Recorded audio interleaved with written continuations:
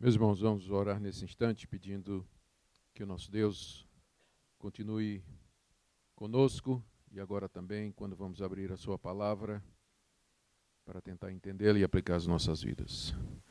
Ó Deus, te damos graças por esse tempo juntos, obrigado porque hoje é domingo, dia da ressurreição do Senhor. Te damos graças que podemos começar essa semana aqui, juntos aos teus pés, junto com os irmãos, buscando a tua presença, ouvindo a tua voz, cantando os teus louvores, tendo comunhão uns com os outros. Obrigado pela liberdade que temos no Brasil. Oramos nesse instante pelos cristãos da Nigéria que estão sendo massacrados, obrigados a fugir do país pela perseguição dos muçulmanos.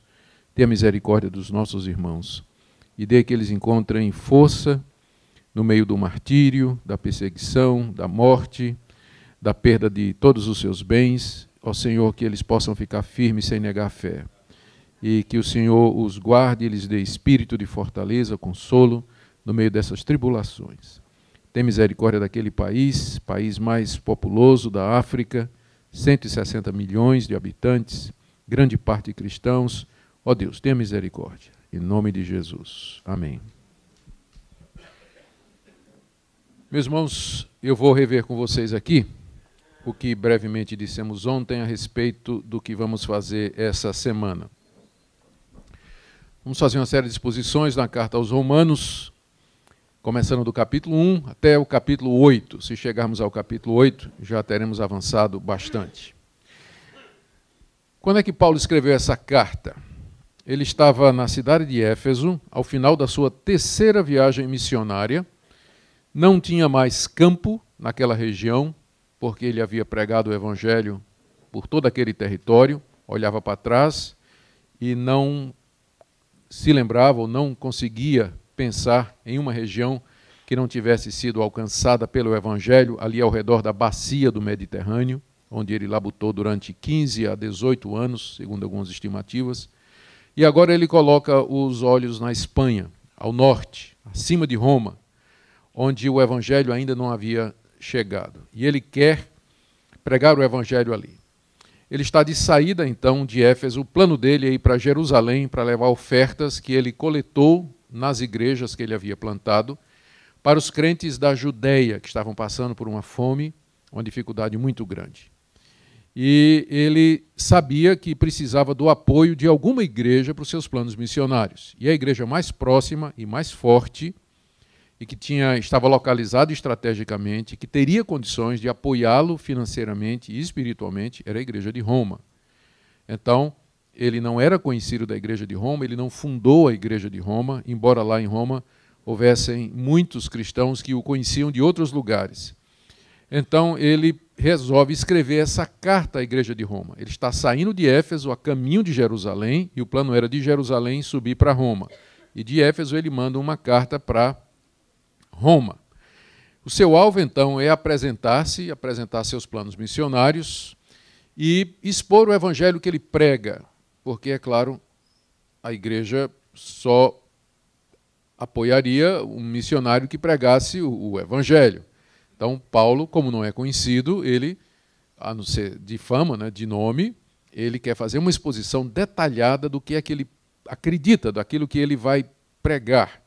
Daí a importância dessa carta, porque é nela que Paulo, talvez da maneira mais sistemática, expõe o Evangelho, ou pelo menos as partes fundamentais do Evangelho.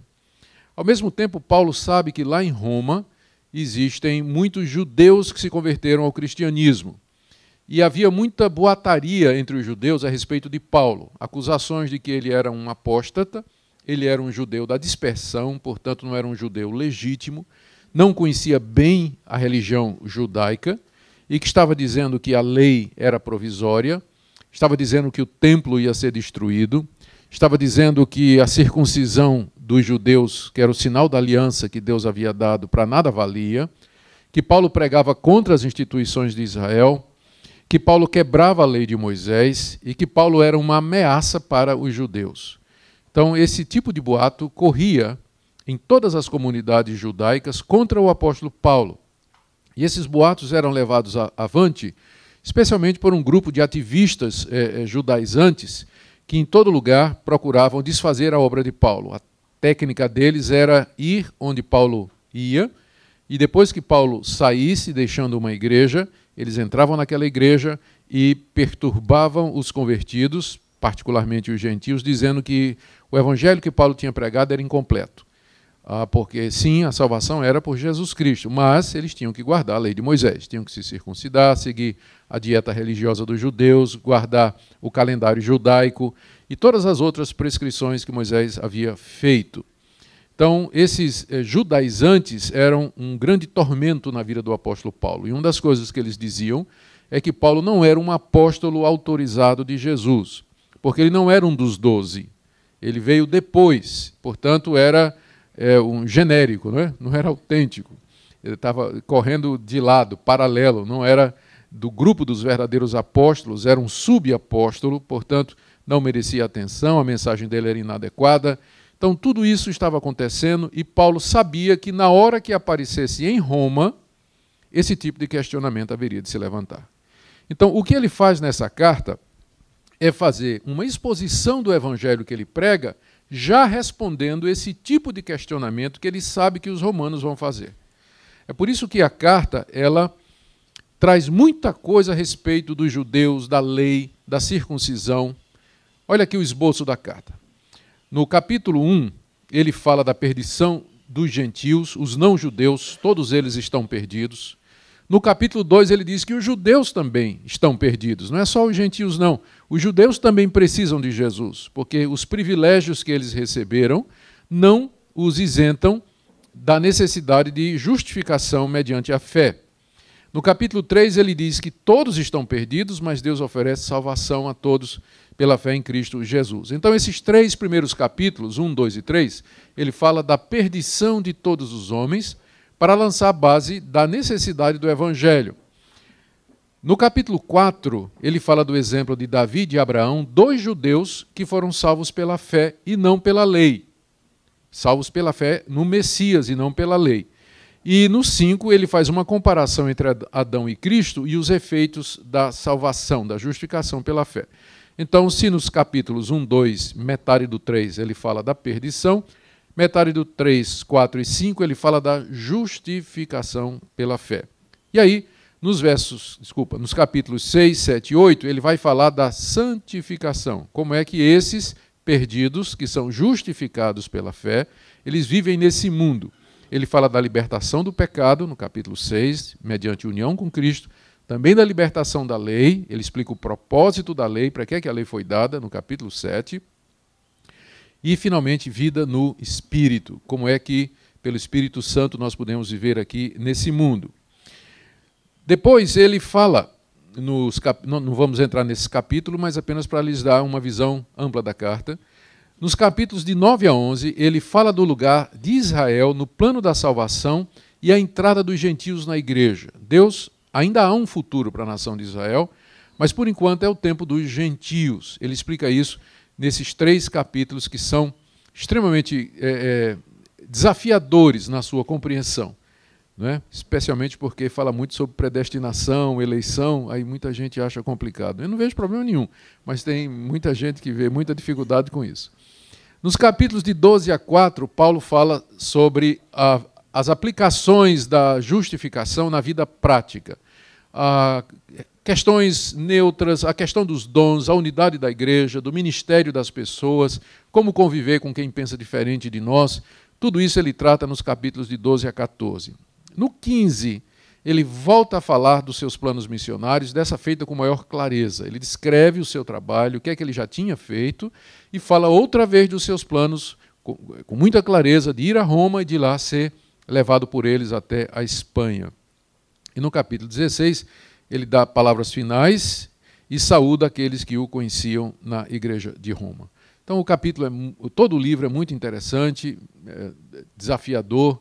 Não é à toa que é o livro que tem mais produzido comentários através da história da igreja. Foi lendo esse livro que Wesley se converteu, Agostinho se converteu. Foi lendo esse livro que Lutero se converteu. Foi lendo esse livro que um professor meu, um doutor, na época de mestrado, 60 e poucos anos, se converteu, era professor de teologia, se converteu doente no hospital, lendo Romanos 7, não é? Daí você, então, quem sabe você também se converte, né? Lendo durante essa semana esse livro, né? A nossa expectativa, mesmo que a gente vai ficar só com os capítulos de 1 a 8, nosso objetivo com essas mensagens é convencer-nos a todos nós da total perdição da raça humana e da nossa impossibilidade de salvação por nós mesmos. Não temos qualquer possibilidade de nos recomendar diante de Deus com o que temos. A nossa salvação tem que vir de fora. Não está dentro de nós, mas ela tem que vir de fora. O outro objetivo é expor a graça de Deus na salvação mediante a fé em Cristo somente. A amplitude e a suficiência dessa salvação. Terceiro, encorajar os que creem a viver uma vida de vitória sobre o pecado e sobre a lei mediante a união com Cristo. Expor os princípios que Paulo expõe aqui acerca da vida vitoriosa. E explicar o ministério do Espírito Santo na vida dos justificados em Cristo, não completamente, porque Romanos 8 não esgota o assunto, mas pelo menos em boa parte o que é que o Espírito Santo faz em nós, a sua atuação na nossa vida. Esse é o alvo que nós temos diante de nós. Queira Deus que nós sejamos capacitados para desenvolvê-lo. Então, vamos já entrar no capítulo 1. E eu queria que você tivesse sua Bíblia aberta aí, para acompanhar.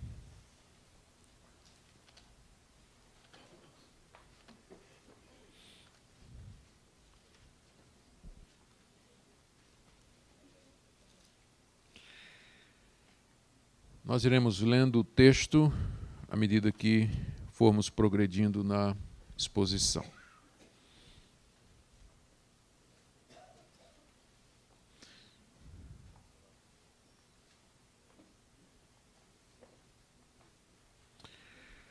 Romanos 1, então, perdição dos gentios. Isso ele vai falar a partir do verso 18, de 1 a 17, nós temos o início da carta, vamos passar rapidamente por ela. O que é que nós já vimos sobre Romanos? Já disse isso aqui, apenas repetindo, né, que Paulo escreveu no final da sua terceira carta, de saída para Jerusalém, querendo ganhar o apoio dos crentes, sabendo que era desconhecido, ele expõe o evangelho que prega. A carta, então. Ele começa se identificando, como sempre faz nas suas cartas. Paulo, servo de Jesus Cristo, chamado para ser apóstolo, separado para o Evangelho de Deus. Ele se qualifica aqui de três maneiras. Primeiro, ele é um servo de Jesus Cristo, a palavra servo doulos, no original, escravo, que indica a sua relação com Cristo. Ele foi chamado para ser apóstolo, ele não foi constituído por algum homem e nem se constituiu apóstolo, mas ele foi chamado por Deus para ser apóstolo. Isso aqui está no início da carta, porque Paulo já antevê aquela acusação que vai ser feita, de que ele não era apóstolo, era um genérico, né? Alguém que era um mercenário que estava usando o nome de apóstolo para ganhar dinheiro plantando igrejas. Fenômeno que não é só daqueles dias, né? Mas também nos dias de hoje. Então ele já disse que ele foi chamado para ser apóstolo, ele não se autonomeou. E terceiro, que ele foi separado para o Evangelho de Deus. Deus não somente o chamou, mas o separou para dedicar-se ao trabalho de Deus. Há talvez um jogo de palavras aqui, porque a palavra separado em grego é a mesma palavra de onde vem a palavra fariseu. O fariseu era o separado, aquele que não se separava dos gentios, não é? E como o contexto da carta, o pano de fundo dos seus leitores é judaico, então Paulo aqui está quase que dizendo, eu sou um fariseu de Deus, um fariseu do bem, não é? Que a gente sempre associa o fariseu com o mal, né? Mas ele é um fariseu do bem, ele foi separado para o Evangelho de Deus, é um fariseu do Evangelho, separado para o Evangelho de Deus. Então essa introdução já antecipa muita coisa do conteúdo da carta. Aqui nos versos de 2 até 6, ele fala do evangelho que prega e do seu apostolado. Isso faz parte da intenção dele de se apresentar. Então, no verso 2, ele diz, no final do verso 1, separado por evangelho de Deus, aí ele explica, o qual foi por Deus outrora prometido por intermédio dos seus profetas nas Sagradas Escrituras. Ou seja, isso que eu vou pregar a vocês não é uma coisa que eu inventei, mas que está na Bíblia de vocês, né, nas Sagradas Escrituras. Então, o que eu estou trazendo é simplesmente o cumprimento daquilo que a Bíblia de vocês já dizia. Talvez vocês não perceberam. Mas esse evangelho é aquele que está contido nas páginas do Antigo Testamento, que foi por Deus outrora prometido através dos profetas. Os profetas foram usados por Deus para escrever as Escrituras, e eles anunciaram o Messias, eles falaram da chegada do Messias. Esse evangelho que Paulo vai falar, é isso que ele quer pregar. O conteúdo do evangelho está no verso 3 e verso 4.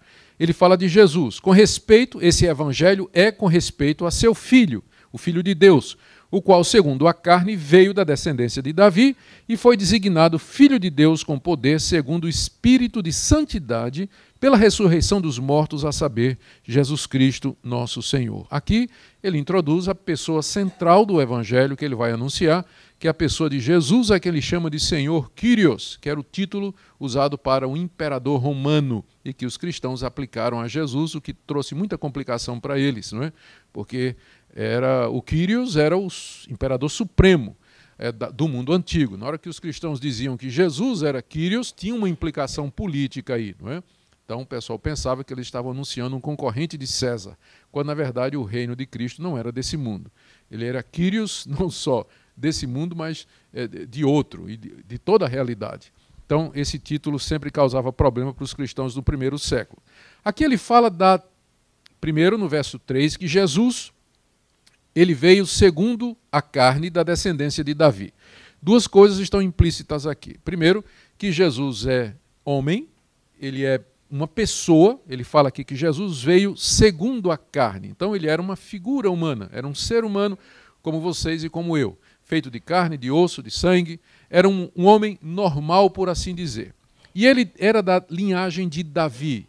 Por que Paulo menciona isso? Mais uma vez, lembrando do pano de fundo judaico. Para os judeus, o Messias, quando viesse, teria que ser da linhagem de Davi para ter o direito de se sentar no trono de Israel e governar o mundo. Então, é importante dizer que esse Messias que Paulo prega, ele cumpre essa qualificação. Ele é da descendência de Davi. Então, o Cristo que ele anuncia é um legítimo descendente de Davi que tem o direito de se assentar no trono de Israel. Mas é mais do que isso. Ele não somente é filho de Davi, verso 4, mas ele é também filho de Deus. Se no verso 3 ele fala da humanidade de Jesus, no 4 ele fala da sua divindade. Ele é o Filho de Deus. E isso foi demonstrado pela sua ressurreição, não é? Ele foi designado, ou seja, ele foi apresentado publicamente, comprovado publicamente ser o Filho de Deus, segundo o Espírito de santidade que estava nele, pela ressurreição dos mortos. A ressurreição de Cristo, portanto, é a comprovação de que ele era mais do que um ser humano, ele era o próprio Filho de Deus que foi ressurreto pelo Espírito de santidade que nele estava. E agora, no verso 5, ele fala do seu apostolado, por intermédio de quem, desse Jesus Cristo, que é o Senhor, por intermédio de quem viemos a receber graça e apostolado, por amor do seu nome, para obediência por fé, entre todos os gentios, de cujo número sois também vós chamados para serdes de Jesus. Aqui Paulo diz, então, ele fala da natureza do seu chamado, que ele já havia mencionado no verso 1. Esse Cristo que é da descendência de Davi e é filho de Deus, que é o Senhor de todos, o Messias de Israel, o chamou e lhe concedeu graça e apostolado por amor do seu nome, ou seja, o alvo de Paulo ser apóstolo é proclamar o nome de Cristo, não é ganhar dinheiro e nem amor do seu próprio nome, construir um ministério particular, mas o alvo é engrandecer o nome de Cristo. E o propósito era a obediência por fé entre todos os gentios. Então é nesse sentido que Paulo é diferente dos 12, porque ele foi especificamente chamado por Cristo para ser apóstolo de Cristo entre os gentios, entre os não-judeus, para chamar os gentios a obedecer ao Evangelho. E aí ele já emenda, no verso 6, de cujo número sois vós. Os romanos eram gentios, não eram judeus, não é? Embora na igreja de Roma havia judeus, mas os romanos, na maior parte, a igreja de Roma era na maior parte constituída de gentios. E ele diz, olha, Deus me chamou para pregar o Evangelho de Cristo entre os gentios. E vocês são gentios, não são? Então, em outras palavras, vocês estão debaixo da minha jurisdição, vocês estão dentro do meu campo de atuação, e é por isso que eu quero ir para Roma. Porque eu não estou fazendo nada, não estou invadindo o campo de ninguém. Eu estou dentro do meu campo de atuação, foi para isso que Cristo me colocou. Aí então, no verso 7, ele termina a saudação nomeando os destinatários. A todos os amados de Deus que estáis em Roma, chamados para serdes santos. Amados por Deus, chamados para serem santos, uma boa definição do que são os cristãos. Graça a vós outros e paz da parte de Deus nosso Pai e do Senhor Jesus Cristo. Vocês notaram aqui que nesses versos de 1 a 6, já há uma prévia, né, do conteúdo da carta. Ele fala do seu apostolado, fala do evangelho que ele prega, diz que é de acordo com as escrituras judaicas, explica quem é o Cristo, que é o Messias, descendente de Davi, homem e Deus, pela ressurreição dos mortos, e diz por que é que ele ousou escrever uma carta para uma igreja que ele não conhece. É que ele foi chamado para ser apóstolo dos gentios e os romanos são gentios, portanto estão debaixo da jurisdição dele. Está tudo aqui nesses versículos, não é? Muito bem, agora ele vai ao assunto. Ele tem planos de ir a Roma. Vai aí do verso 8 até o verso 15. E vamos ver aqui como é que ele faz isso. Verso 8 a 9, ele agradece a Deus pela igreja. Primeiramente, dou graças a meu Deus, mediante Jesus Cristo, no tocante a todos vós, porque em todo o mundo é proclamada a vossa fé. Porque Deus a quem sirvo em meu espírito, no evangelho de seu Filho, é minha testemunha de como incessantemente faço menção de nós. Nesses 2 versículos, Paulo assegura a igreja de Roma, primeiro que conhece a fama da igreja, de ser uma igreja forte, uma igreja que já havia criado ou ganhado uma boa reputação entre os demais evangélicos. Paulo estava consciente disso, e os demais cristãos. E agora a segunda coisa é que Paulo deseja assegurá-los de que eles estão na lista de oração do apóstolo. Paulo já ora por eles, agradece a Deus por eles, toda vez que Paulo dedica tempo à oração.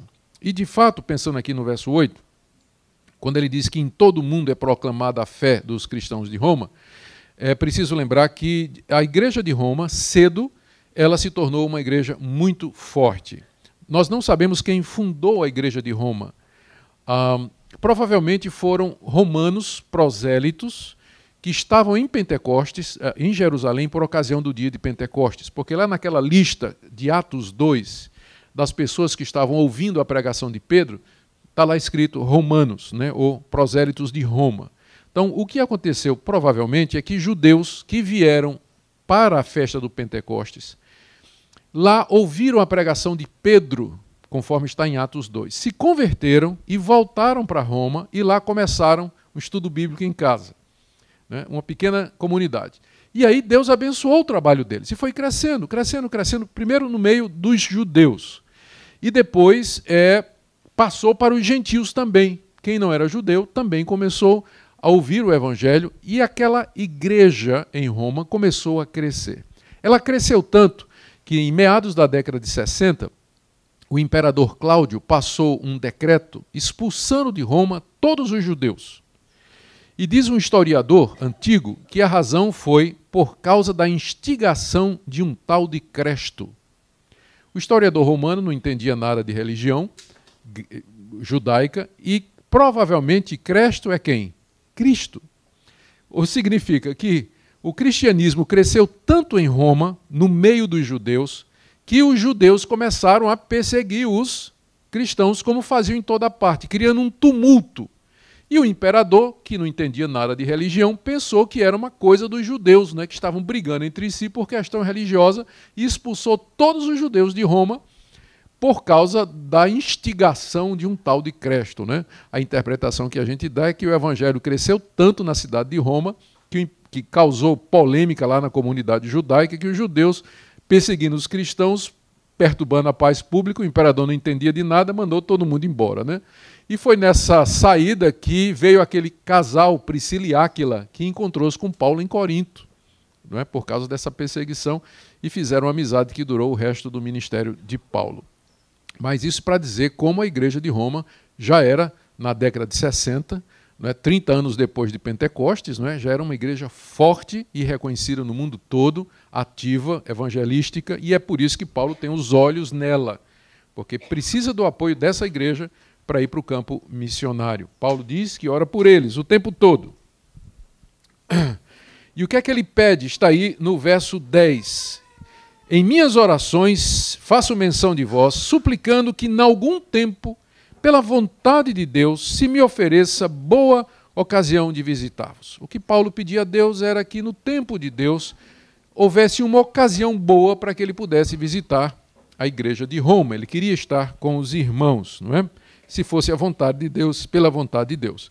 Paulo não viveu nos nossos dias, senão ele teria decretado, determinado a sua viagem a Roma. Mas ele, como não vive nos nossos dias, ele tem uma teologia atrasada, não é?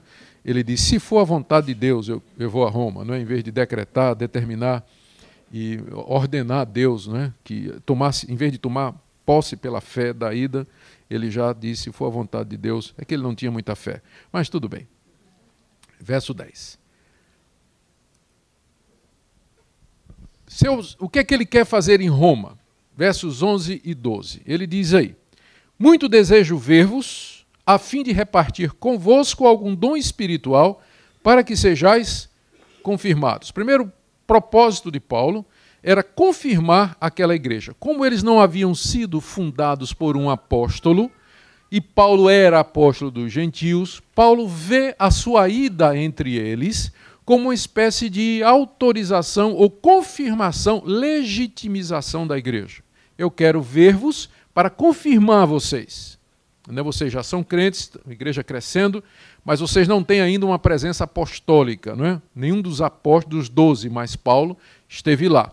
Então, naquele tempo, na vigência do tempo dos apóstolos, quando eles ainda estavam vivos, eles eram os líderes, os cabeças da igreja cristã. Então, havia necessidade dessa legitimização, essa confirmação. Mas não só isso, ainda verso 2, ele diz, isto é, para que em vossa companhia reciprocamente nos confortemos por intermédio da fé mútua, vossa e minha. Paulo ansiava também comunhão, uma troca. Ele não queria ir dar somente, ele queria também receber, ter um tempo com os irmãos, compartilhar e ser edificado com eles.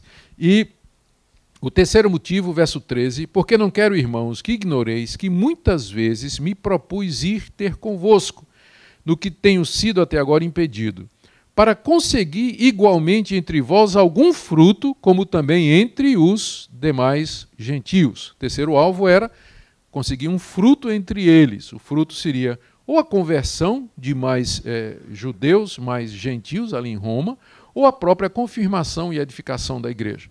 Paulo, então, tinha esses três objetivos: confirmar a igreja, ter um conforto mútuo, edificação mútua, e colher algum fruto entre os gentios, porque era esse o seu ministério.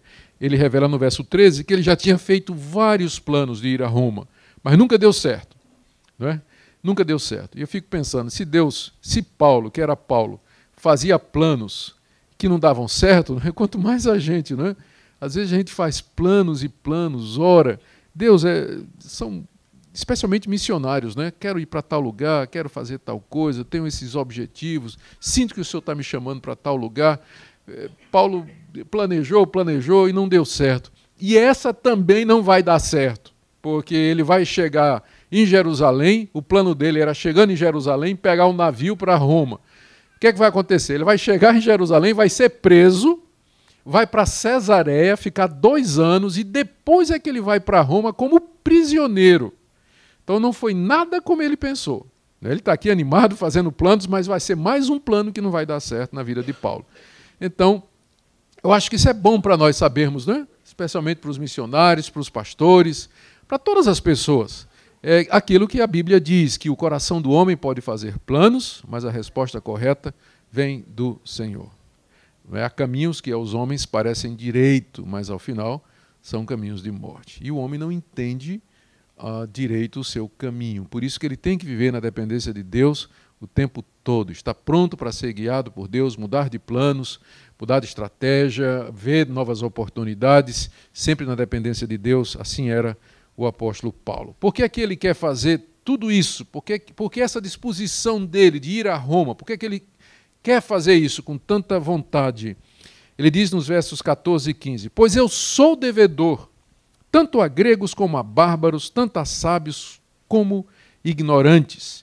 Por isso, quanto está em mim, estou pronto a anunciar o Evangelho, também a vós outros em Roma, pois não me envergonho do Evangelho, porque é o poder de Deus para a salvação de todo aquele que crê, primeiro do judeu e também do grego, visto que a justiça de Deus se revela no Evangelho de fé em fé, como está escrito, o justo viverá por fé.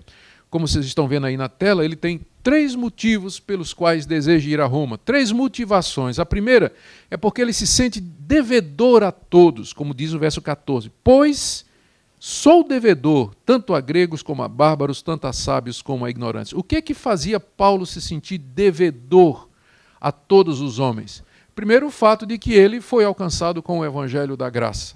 Ele conheceu a salvação, a justificação pela fé.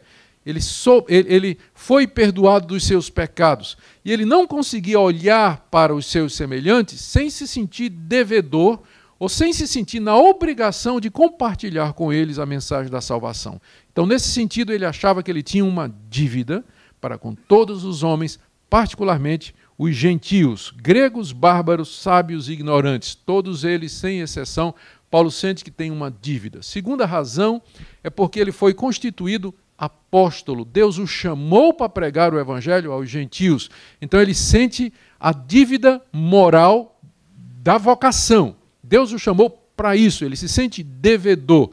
Ele era incomodado, por assim dizer, com uma santa angústia constante de cumprir o seu ministério. Por isso ele vê o seu chamado como uma dívida.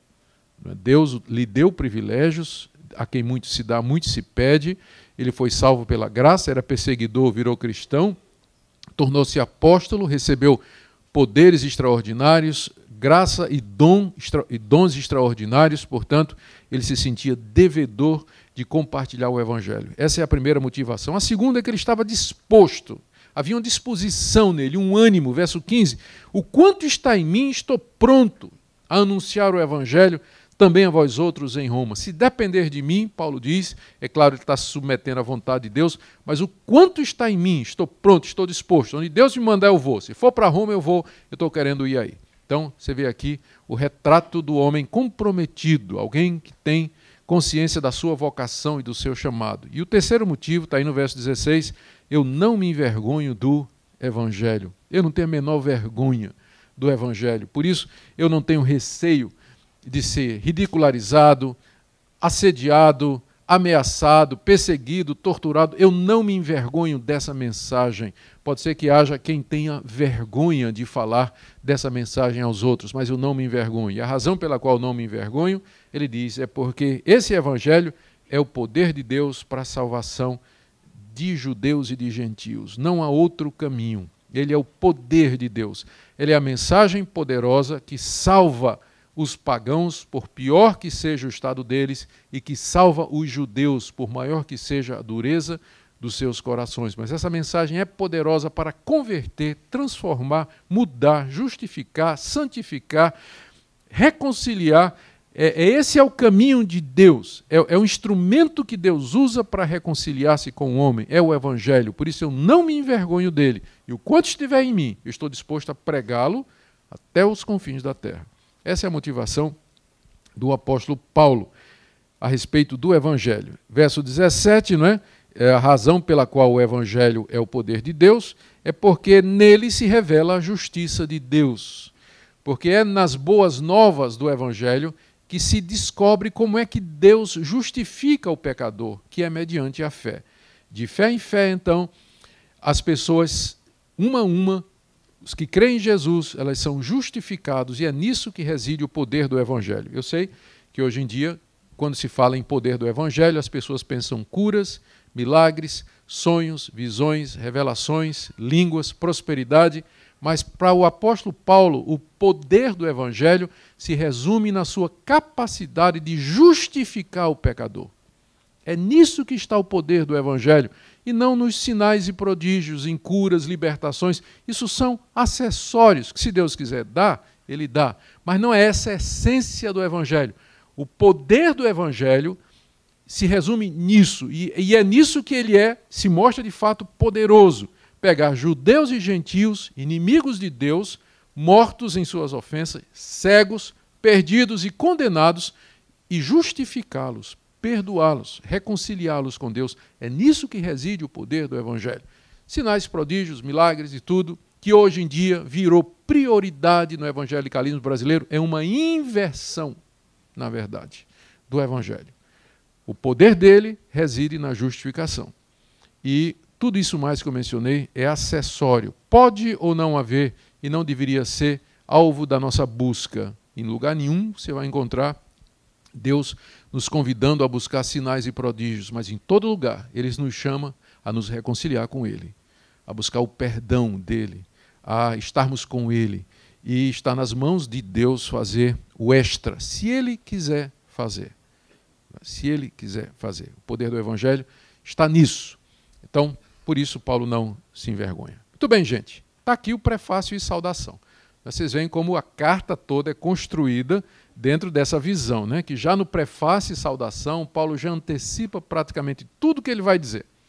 Se você entender esses 16, 17 versículos, então você praticamente já tem um resumo da carta. Não estou dizendo que pode parar de ler, né?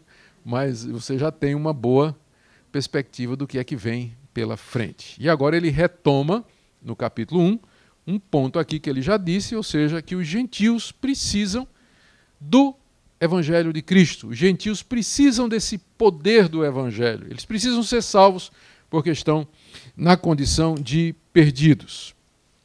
Eu vou dividir aqui de 18 a 32 em 3 partes. Primeiro, Paulo diz que Deus se revelou aos gentios, de 18 a 20.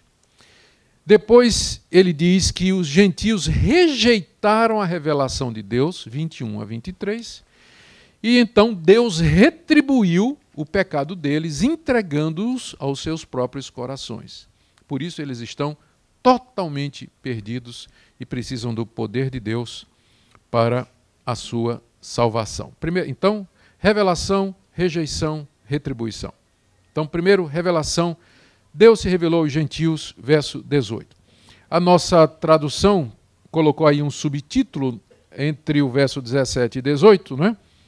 A idolatria e depravação dos homens, está na minha Almeida, eu não sei que subtítulo foi colocado na sua, se você tem outra versão, mas quando a sociedade bíblica, ou as sociedades bíblicas, colocaram um subtítulo entre o 17 e o 18, eles fizeram com que o leitor desavisado perdesse a comparação que Paulo está fazendo. Porque no verso 17 ele diz que no Evangelho se revela a justiça de Deus. E no verso 18 ele diz que a ira de Deus se revela do céu. Então há, na verdade, um contraste aqui que se perde quando se separou o verso 17 do 18 pelo subtítulo. Enquanto que no Evangelho você tem a revelação da justiça de Deus, fora do Evangelho, olhando o mundo, só se vê a revelação da ira de Deus. Ou seja, só há salvação exclusivamente no Evangelho, não na teologia natural, não na observação do mundo, da natureza, do pensamento humano isolado e autônomo, mas somente no Evangelho é que você encontra a revelação da salvação. Então há um contraste aí, tá? Que a gente às vezes perde por causa do subtítulo aí, que não faz parte do original, não é? Grego, foi colocado pelos nossos tradutores. Mas muito bem, se no Evangelho se revela a justiça de Deus, na criação se revela a sua ira. Versos 18 a 20. Paulo diz: a ira de Deus se revela do céu contra toda impiedade e perversão dos homens que detêm a verdade pela injustiça. Porquanto o que de Deus se pode conhecer é manifesto entre eles, porque Deus lhes manifestou. Porque os atributos invisíveis de Deus, assim o seu eterno poder, como também a sua própria divindade, claramente se reconhecem desde o princípio do mundo, sendo percebidos por meio das coisas que foram criadas. Tais homens são, por isso, indesculpáveis. Nesses 3 versículos nós temos os seguintes pontos. Primeiro, que Deus se revelou através da natureza. Os céus proclamam a glória de Deus e o firmamento anuncia a obra das suas mãos. Isso é a teologia básica do Antigo Testamento. Há uma revelação de Deus na sua criação. A Bíblia pressupõe, não discute nem procura provar, mas ela simplesmente assume que Deus criou o mundo. O mundo que nós vemos lá fora é o resultado da ação criadora, poderosa, inteligente, sábia de Deus. Deus, por sua vontade, num tempo determinado, atrás, que nós não conseguimos identificar com precisão, ele do nada fez tudo o que existe. Portanto, o mundo como nós o vemos, o nosso planetinha, o cosmos, o sistema solar, as estrelas, tudo que existe, toda a realidade, visível e invisível, ela foi criada por esse Deus, soberano, santo, verdadeiro, justo, bom, misericordioso, onisciente, onipotente, onipresente, imortal, eterno, espírito puro. Ele do nada criou tudo o que existe. Portanto, olhando a criação, se deveria concluir que essas coisas não vieram do nada e nem surgiram do acaso, que há uma mente inteligente, há um poder por detrás da criação destas coisas.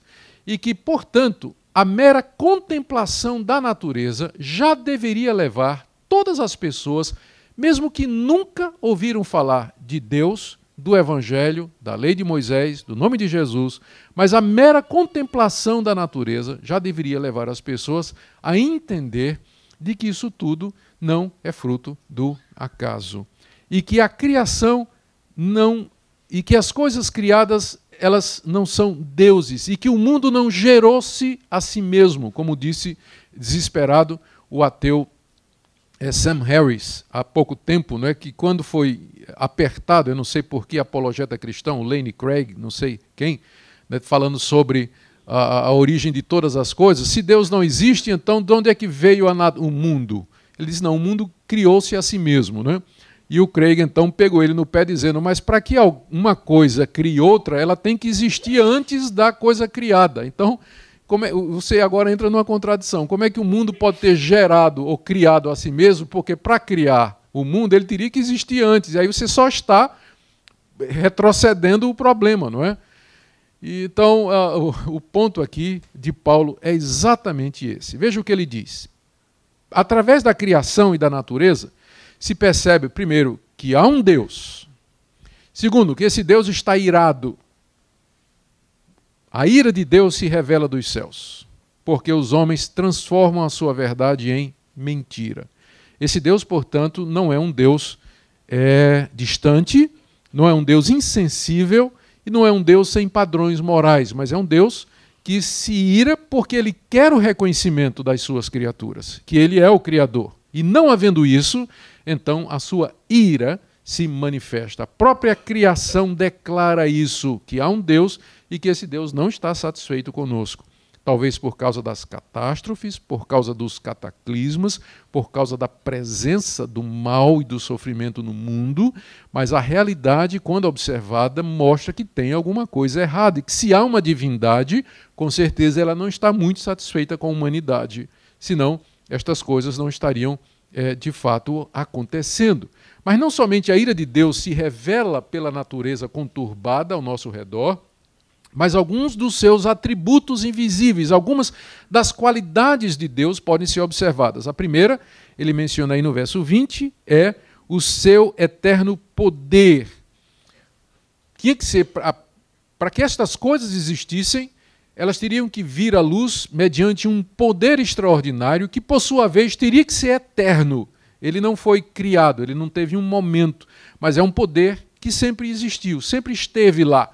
Então, esse poder extraordinário, num determinado momento, trouxe à luz tudo o que existe. Então, isso se deveria perceber pela contemplação da natureza. Além disso, ele fala também, ainda no verso 20, a sua própria divindade. Quando fala da divindade de Deus, está se fazendo um contraste entre Deus e a criatura. Ou seja, o ser que criou estas coisas é distinto das coisas que ele criou. Ele é divino, ele não faz parte da criação. A criação existe fora dele. Ele não é a criação, nem a criação é ele. Só com essa palavra aqui, Paulo já descarta o panteísmo, o paneteísmo, a ideia de que Deus é o mundo, ou o mundo é uma extensão de Deus, de que Deus é a alma do mundo. São todas concepções pagãs. O eterno poder que trouxe à luz tudo isso é divino. E no contexto significa que ele é distinto da sua criação. Ele não faz parte da sua criação. Então, com isso, Paulo já está condenando. Primeiro, a idolatria, que é a adoração da criação. Você adorar o próprio homem, adorar animais, adorar o sol, a lua, a estrela, adorar as árvores, os acidentes geográficos, não é? Isso já é, então, uma deturpação da revelação natural de Deus. Então, pela criação, pela revelação natural, as pessoas deviam saber que existe um Deus, que esse Deus está irado e que esse Deus é eterno, todo-poderoso e que ele não é a criação. Embora essa revelação nos diga tanta coisa sobre Deus, todavia ela é insuficiente para salvar o homem. Ela serve para tornar os homens indesculpáveis, final do verso 20. Tais homens são, por isso, indesculpáveis. Mesmo que eles nunca tenham ouvido o nome de Jesus, nunca que eles ouviram falar de Moisés e nem o nome de Deus, todavia a revelação natural seria suficiente para torná-los já indesculpáveis diante de Deus, porque todos eles se tornaram o quê? Ou ateus ou idólatras.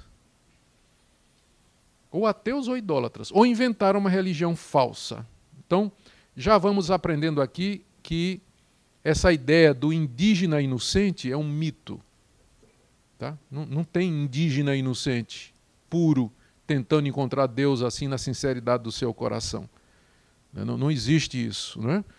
Porque é o próximo ponto aqui de Paulo, que a humanidade como um todo rejeitou essa revelação.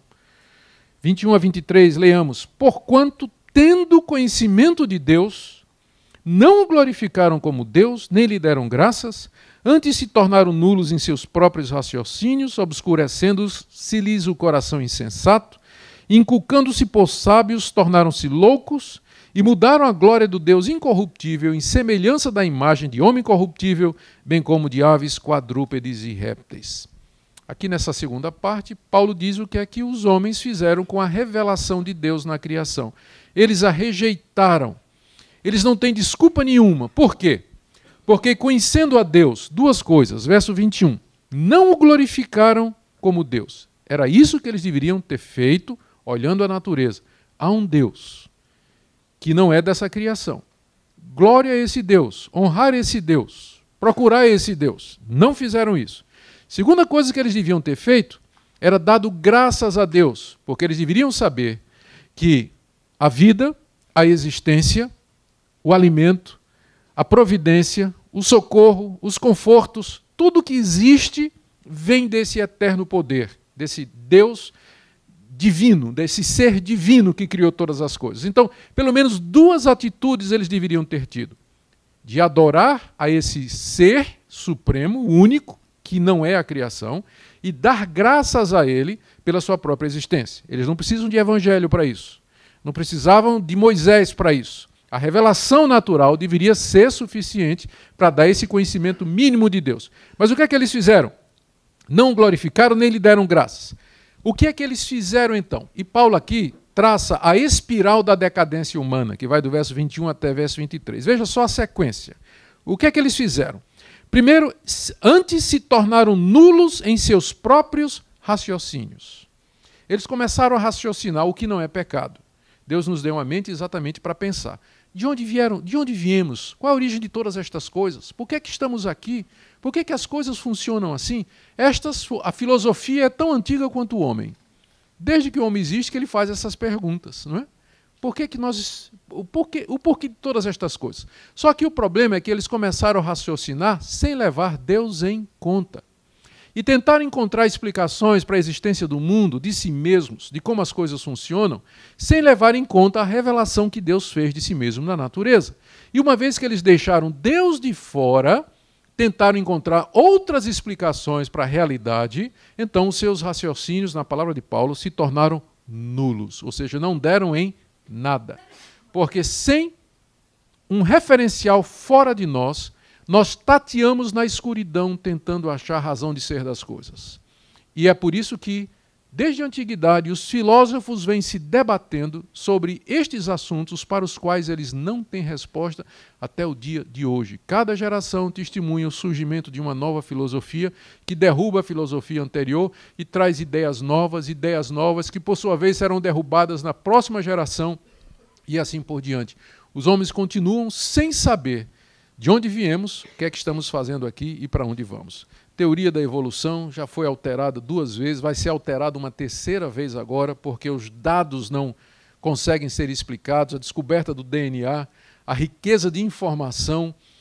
Já descobriram, enquanto que nós, o máximo, a nossa comunicação mais sofisticada é na base do sistema binário, o código do DNA se comunica com um sistema milhares de vezes mais avançado do que o binário. De onde é que vem isso, né? Será que tempo e acaso trouxeram tudo isso? Então, daqui a pouco já vai ter a 3ª, a 4ª, na verdade. Primeiro Darwin Lamarck, depois vem a nova síntese evolutiva, agora vem a 4ª mudança, já na teoria da evolução, porque ela não consegue acomodar as informações que chegam, né? E que desafiam a teoria em si. Então, talvez a nossa próxima geração já derrube, né, a teoria da evolução, já vem outra teoria tentando explicar aí, talvez a do universo paralelo, né? Universos paralelos e por aí vai. O homem tentando explicar a origem de todas as coisas sem levar Deus em consideração. Primeiro, eles começaram a pensar sem levar Deus em conta. E aí ficaram confusos, raciocínios nulos. Aí, segundo passo, é uma escadinha descendo, começou na cabeça, o próximo é o coração. Obscureceu-se-lhes o coração insensato. Paulo chama de insensato porque eles não levaram Deus em conta. Refletindo o que diz o Salmo, diz o tolo no seu coração, não há Deus. Então o coração insensato porque rejeita a revelação natural, e aí então se obscurece, fica cheio de trevas, fica perdido, sem saber para onde vai. E aí desce mais um pouco, verso 22, inculcando-se por sábios, tornaram-se loucos. Começaram a ficar arrogantes, achando que eles são o centro do universo, que eles têm a resposta de todas as coisas, se vangloriando disso. E 4º passo, verso 23, idolatria. Não é interessante? Eles rejeitam a Deus, mas acabam fazendo os seus próprios deuses. Verso 23, mudaram a glória do Deus incorruptível, na semelhança da imagem de homem corruptível, bem como de aves, quadrúpedes e répteis. A mesma civilização que produziu os grandes filósofos de antigamente, a Grécia particularmente, é a mesma civilização que adorava quadrúpedes, aves, répteis e o próprio homem. Você vai encontrar o homem sempre ajoelhado diante do altar de algum ídolo, sempre. E uma vez que ele rejeita Deus, ele vai encontrar outro, porque o homem é inerentemente religioso. Quando ele rejeita Deus, ele vai procurar outro Deus. Quando não é uma coisa criada, quando não é um outro homem, quando não é a criação, será a si mesmo. Ou alguma coisa, dinheiro, enfim, mas o homem é religioso na sua raiz. Ele sempre vai estar ajoelhado diante do altar de algum Deus. Se não for o Deus da criação, o Deus que se revelou, será homens, aves, quadrúpedes e répteis. Perceberam? Começa com a cabeça, que a pessoa não leva Deus em conta, o coração se obscurece, ele perde o senso, perde a noção, se julga sábio, perde a capacidade de se avaliar, de se entender, e aí vai para a idolatria. E o 4º passo, que é o próximo, é a imoralidade, né? É a depravação da sociedade que vem quando Deus, então, retribui o seu pecado. 24 a 32. Por isso, Deus entregou tais homens à imundícia pelas concupiscências de seu próprio coração, para desonrarem o seu corpo entre si. Pois eles mudaram a verdade de Deus em mentira, adorando e servindo a criatura em lugar do Criador, o qual é bendito eternamente. Amém. Por causa disso, os entregou Deus a paixões infames, porque até as mulheres mudaram o modo natural de suas relações íntimas por outro contrário à natureza. Semelhantemente, os homens também, deixando o contato natural da mulher, se inflamaram mutuamente em sua sensualidade, cometendo torpeza, homens com homens, e recebendo em si mesmos a merecida punição do seu erro. E por haverem desprezado o conhecimento de Deus, o próprio Deus os entregou uma disposição mental reprovável para praticarem coisas inconvenientes, cheios de toda injustiça, malícia, avareza e maldade, possuídos de inveja, homicídio, contenda, dolo, malignidade, sendo difamadores, caluniadores, aborrecidos de Deus, insolentes, soberbos, presunçosos, inventores de males, desobedientes aos pais, insensatos, pérfidos, sem afeição natural e sem misericórdia. Ora, conhecendo eles a sentença de Deus de que são passíveis de morte os que tais coisas praticam, não somente as fazem, mas também aprovam os que assim procedem. Aqui no restante do capítulo, nessa longa passagem, Paulo fala de como Deus, então, retribuiu a rejeição dos homens à sua revelação, entregando-os aos seus próprios pecados. Veja como 3 vezes Paulo usa a expressão Deus os entregou. Primeiro, no verso 24, por isso, porque eles rejeitaram a revelação de Deus, porque eles se tornaram nulos nos raciocínios, porque o coração insensato se obscureceu, porque se tornaram arrogantes dizendo sábios e porque mudaram a glória de Deus em semelhança do homem corruptível. Por isso tudo, então, Deus os entregou, verso 24, à imundícia pelas concupiscências de seu próprio coração para desonrarem seu corpo entre si. Qual foi o castigo de Deus sobre a humanidade que o rejeitou? A humanidade que se tornou idólatra, que tendo visto a sua glória na natureza, não deu graças, não adoraram, antes criaram suas próprias religiões, criaram seus próprios deuses, se tornaram nulos, negaram a divindade de Deus. Qual foi o castigo de Deus? Deus simplesmente disse, está bem, seja feita a sua vontade. Esse é o pior castigo que Deus pode dar ao pecador. É quando Deus diz, seja feita a tua vontade. Quando Deus entrega o pecador às corrupções do seu próprio coração. Quando Deus o entrega ao seu raciocínio nulo, à sua mente corrompida, ao seu coração entenebrecido, à sua louca arrogância e à sua própria religião. É quando Deus diz simplesmente, está bem, vou deixar vocês como vocês querem. 3 vezes Paulo diz que foi isso que Deus fez com a humanidade, porque a humanidade o rejeitou. Então Deus os entregou. Está aí. Primeiro, Deus os entrega a imundícia para desonrarem seus corpos entre si. O castigo de Deus é proporcional ao pecado. O que é que eles fizeram? Eles mudaram a glória de Deus e desonraram a Deus. Em vez de adorar a Deus, adoraram a criatura. Deus então os entregou para que eles desonrassem os seus corpos entre si. O que eles fizeram com Deus, Deus fez com eles. Né? Então, Deus os entregou às suas paixões loucas para desonrarem os seus corpos entre si. E ele volta a justificar porque é que ele fez isso no verso 25. Pois eles mudaram a verdade de Deus em mentira, adorando e servindo a criatura em lugar do Criador, o qual é bendito eternamente. E ele até solta um amém aqui, não é? Amém. Deus é bendito eternamente. Mas o que é que eles fizeram? Adoraram a criatura em lugar do Criador. Por isso Deus então os entregou para desonrarem os seus corpos entre si, através das suas paixões carnais. Segunda vez que fala que Deus os entregou, verso 26. Deus os entregou a paixões infames para relações sexuais contra a natureza. Por causa disso, lendo o verso 26, os entregou Deus a paixões infames. Você percebe a escada, né? Começa na mente. Mente, coração, consciência, religião e agora moralidade. E a última coisa é a moralidade, né? Finalmente tudo isso é afetado pelas decisões anteriores. Deus os entrega a paixões infames. E Paulo cita aqui, primeiro, o lesbianismo.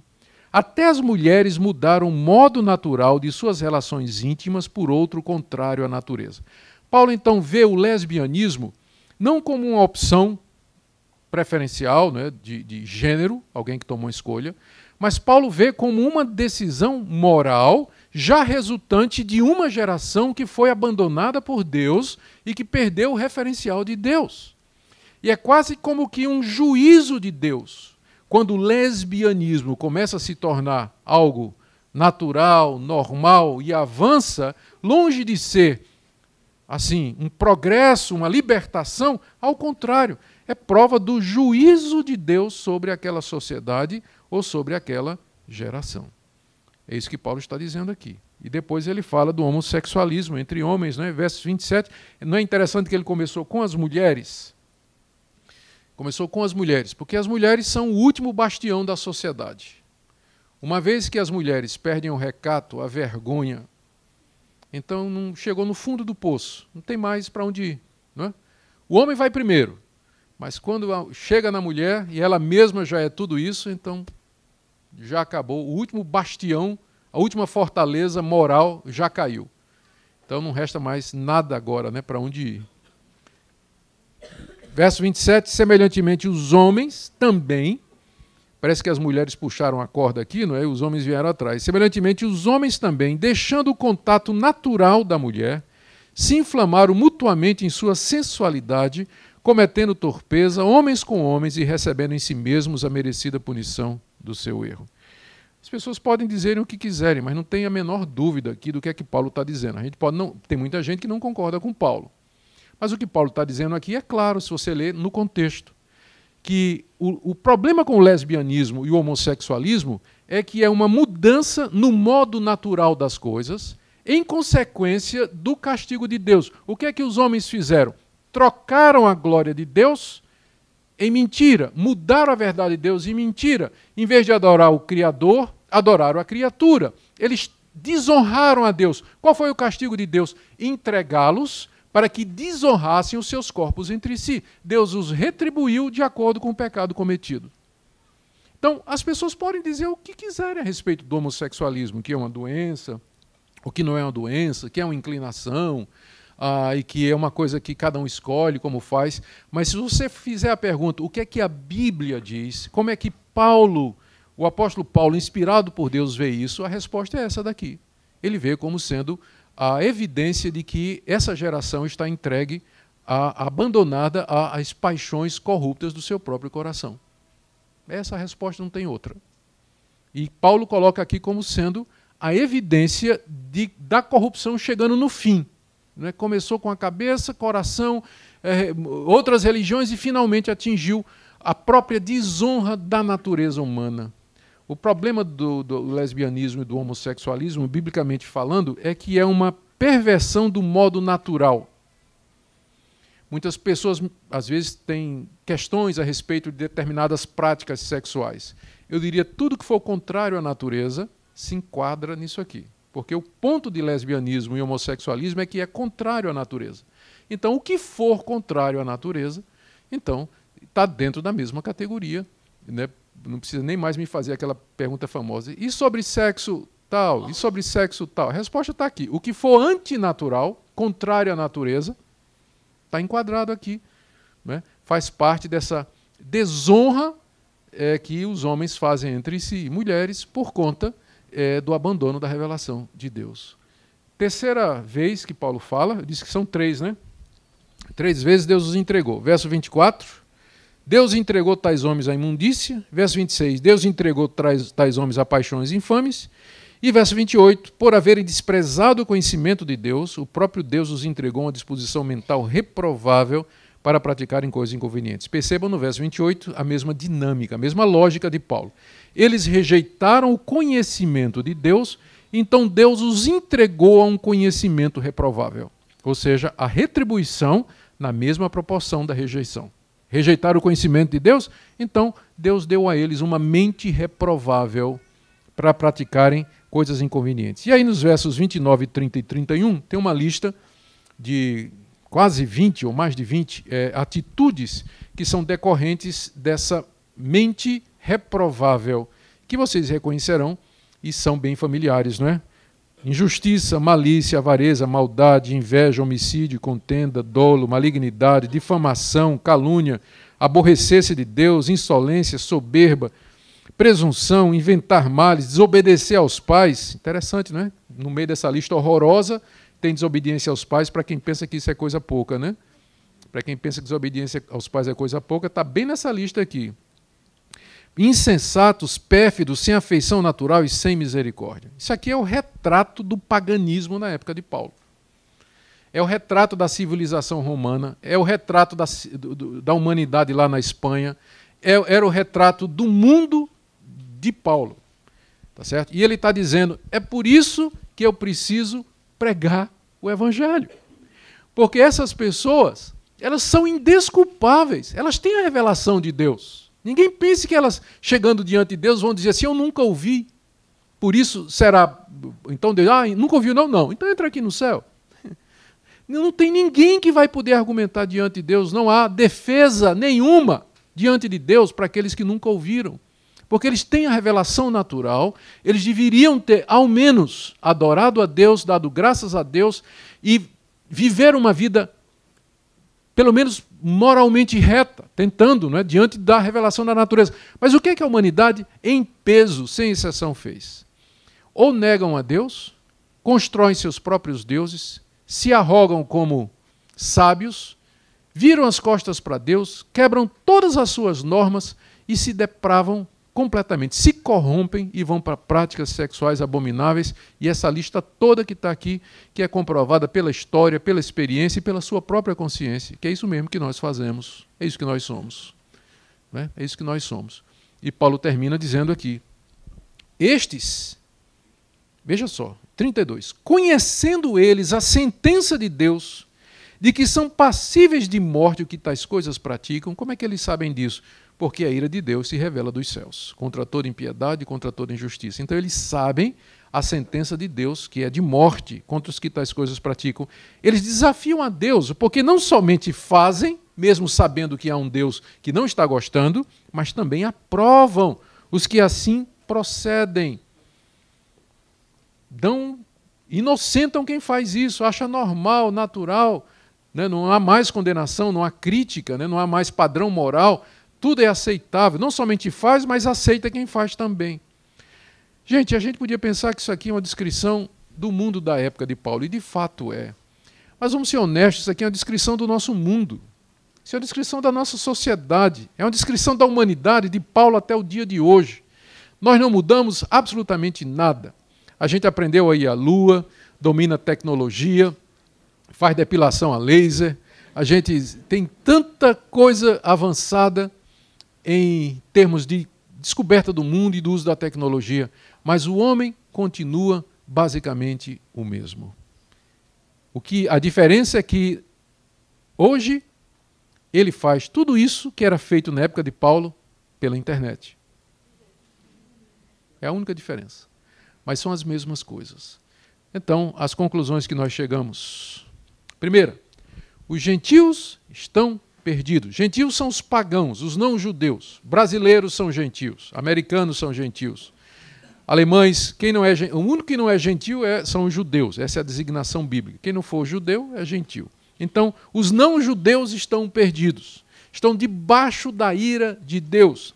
Eles não têm desculpa para o seu pecado, porque rejeitaram a revelação de Deus. Deus os entregou a si mesmos e a sua ignorância não os desculpa. É isso que Paulo está querendo mostrar aqui no capítulo 1. É por isso, então, que ele deseja pregar o evangelho na Espanha, porque a única possibilidade de salvar os gentios é o evangelho de Jesus Cristo, que oferece perdão completo para todos esses pecados, oferece o verdadeiro conhecimento de Deus e é poderoso para salvar todo aquele que crê, mesmo gentios nessa situação. Mais adiante, no capítulo 5, Paulo vai explicar a razão pela qual os gentios rejeitaram a revelação, que é a questão do pecado original. Por que a humanidade toda rejeitou a revelação? A resposta é que o coração do homem é inclinado ao mal. O coração do homem odeia Deus por natureza. Mas isso ele só vai dizer no capítulo 5, nós chegaremos lá. Mas por enquanto ele está aqui cumprindo a sua intenção, que é justificar a necessidade de pregar o evangelho aos gentios diante do fato de que eles estão todos debaixo da ira de Deus, não glorificaram a Deus nem deram graças a Deus. Por isso eles precisam ouvir o evangelho. O que é que nós podemos aprender para nós? Talvez haja aqui pessoas que pensam que os que nunca ouviram serão salvos. Eu sei que parece justo. Se a Bíblia diz que quem crê em Jesus será salvo e quem não crê será condenado, pressupõe que o julgamento vai ser na base do conhecimento, da rejeição ou não de Jesus. Aí vem a pergunta, e os que nunca ouviram? Então é natural que as pessoas pensem que os que nunca ouviram, então, Deus não vai poder condená-los. Só que a base do julgamento de Deus não é ter ouvido o evangelho sim ou não, mas a sua revelação. Deus julgará de acordo com a luz que as pessoas tiveram. E quem nunca ouviu o evangelho teve luz suficiente para não ser idólatra, ao menos. E para saber que há um Deus que rejeita essas coisas. E nenhum seguiu. Esse é o veredito de Paulo. Não há um justo, nenhum sequer. Nenhum. Todos pecaram e carecem da glória de Deus. Então, se você está aqui hoje e tinha essa ideia de que quem nunca ouviu vai ter um tratamento especial, eu espero que Romanos 1 tenha curado você dessa heresia. Certo? Não há desculpa, não há isso de inocente porque nunca ouviu. Todos, a humanidade toda está debaixo do justo juízo de Deus. Às vezes as pessoas pensam também que as religiões pagãs são inofensivas e que todas levam a Deus. Não é incomum você ouvir gente pensando que essas religiões dos africanos, dos índios brasileiros, lá daquelas tribos nômades perdidas do deserto do Saara, ali eles estão adorando a Deus, mas com outro nome, não é? A intenção é boa. Não. Vocês estão vendo que Paulo está dizendo aqui, que uma vez que toda idolatria, toda religião idólatra, ela representa uma rejeição da verdadeira religião. É uma rebelião contra Deus, é tornar a glória de Deus em mentira, é tirar a glória de Deus e dar à criatura. Então, não existe religião inocente. Ou é o cristianismo, ou todas as outras. É por isso que ninguém gosta, muita gente não gosta do cristianismo, pelo seu exclusivismo e pela sua arrogância, né?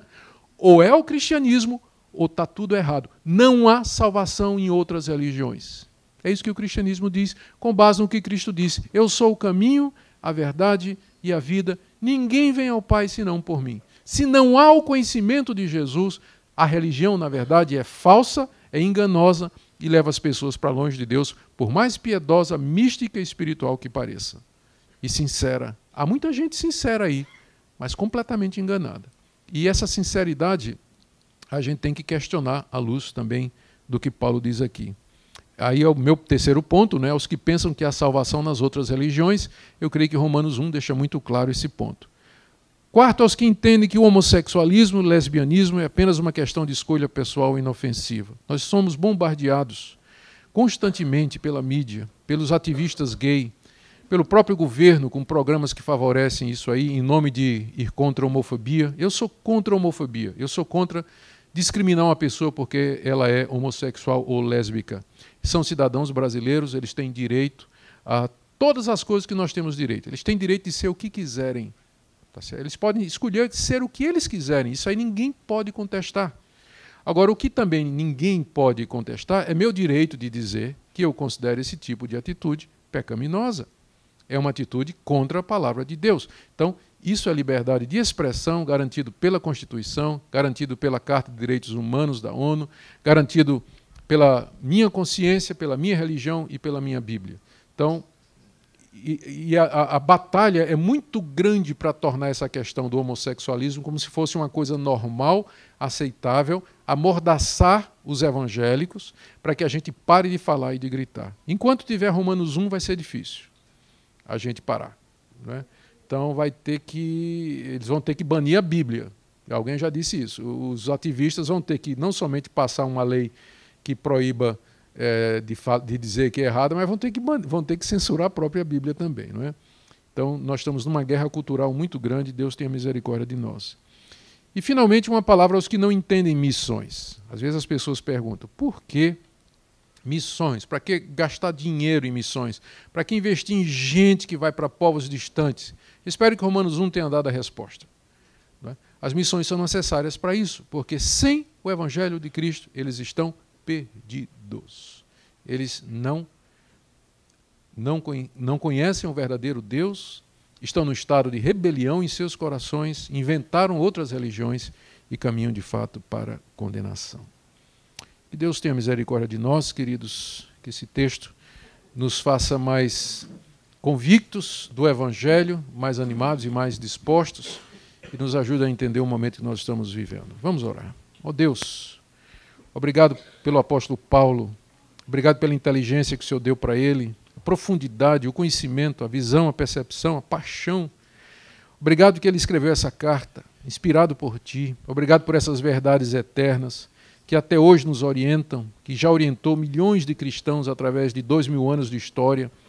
Damos graças porque temos a mesma fé do apóstolo Paulo e podemos, ó Deus, como irmãos, viver estes princípios. Oramos, ó Deus, pelos missionários, oramos por aqueles que lutam no fronte, oramos pela Tua igreja assediada pelos militantes gay, pelo governo e por aqueles que nos querem fazer calar a boca a respeito da Tua palavra. Dá-nos coragem, Senhor, e firmeza. Ajuda-nos também a discernir os tempos nesses dias maus. Obrigado por esse tempo juntos, em nome de Jesus. Amém.